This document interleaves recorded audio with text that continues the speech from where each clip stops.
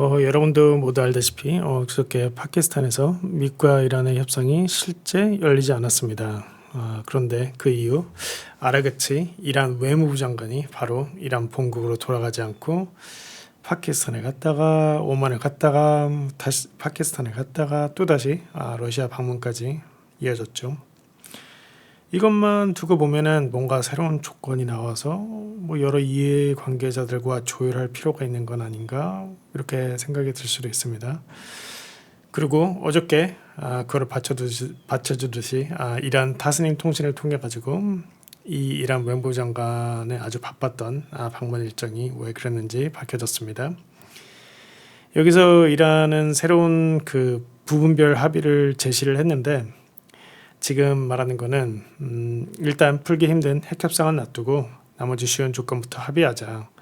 그러면서 거론된 합의 조건을 4가지를 말했는데 첫 번째로 호르무즈 해협의 새로운 법적 체제를 세우자.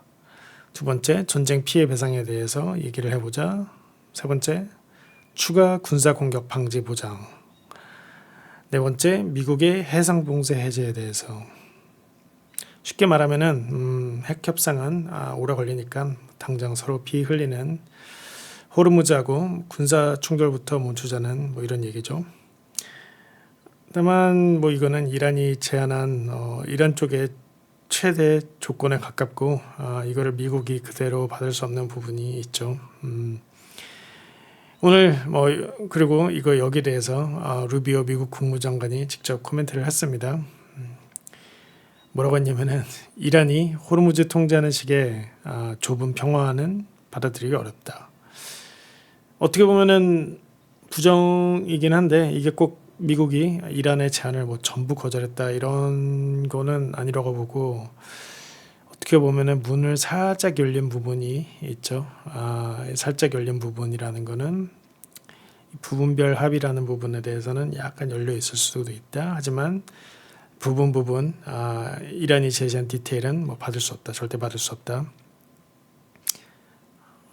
이런 부분별 합의에 대해서 열려있는 이런 스탠스는 당연하다고 볼 수 있습니다. 왜냐면은 지금 미국도 뭐 마냥 세워라 내워라 하면서 있기에는 부담이 없다고 할 수는 없죠. 이건 다른 영상에서 뭐 다른 만큼 자세히 하지는 않겠는데 뭐 쉽게 뭐 고유가 뭐 고물가 이런 걸로 인해 가지고 이런 여러 가지 문제. 그래서 뭐 이런 대치 상황을 풀어보려는 여러 제안에는 좀 열린 생각이 있을 수도 있습니다. 하지만 미국이 받아들일 수 없는 디테일은 무엇인가 이거를 한번 살펴보죠. 제가 생각하는 거는 크게 2가지 있는데 첫 번째는 이 이란이 제시한 호르무즈 해협에 대한 새로운 법적 체제. 이거는 어떻게 뭐 다르게 말하면은 이란이 호르무즈에 대한 소유 그리고 영향력 그걸 인정하라는 거죠.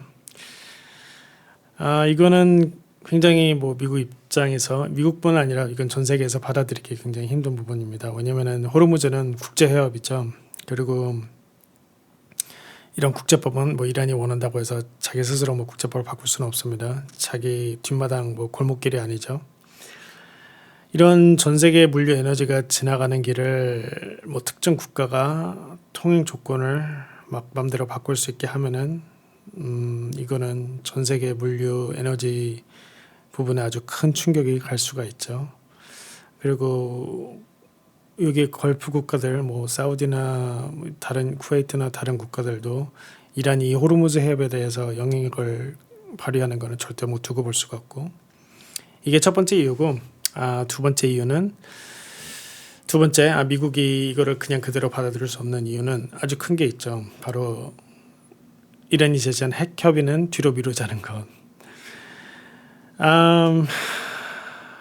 이 미국이 이 부분별 합의에 대해서 좀 열린 생각이 있다고 해도 절대로 포기하기 힘든 한 가지 중요한 게 하나 있습니다. 그거는 이란이 핵 문제를 미국이 이란의 핵 문제에 대해서 포기한다는 이런 뜻이 된다는 건 절대 안 된다야 되는 거. 왜냐면은 지금 미국이 이란 사태에 대해서 출구 전략이 있는데 여기에 있어서 핵 문제 해결은 이란의 핵 문제 해결은 거의 뭐 핵심 중의 핵심입니다. 적어도 이란의 핵 문제 하나는 해결하고 갔다라는 서사가 나와야지 미국도 나올 수 있는 명분이 있다 이거죠.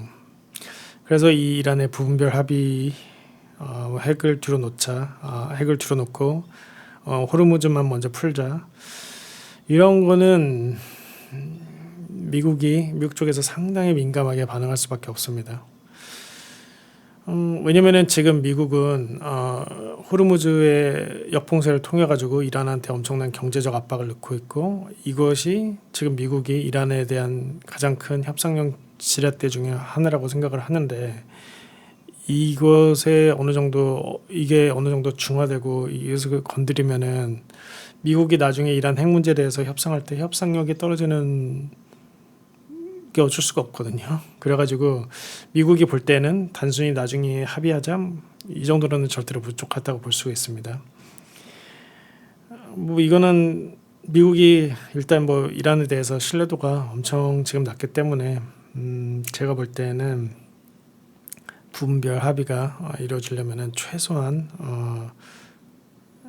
핵물질 일부 반출이나 뭐 검증 가능한 제한, 즉 뭐 미국이 보기에 좀 되돌리기 어려운 조치가 먼저 필요할 수도 있지 않을까 생각을 합니다.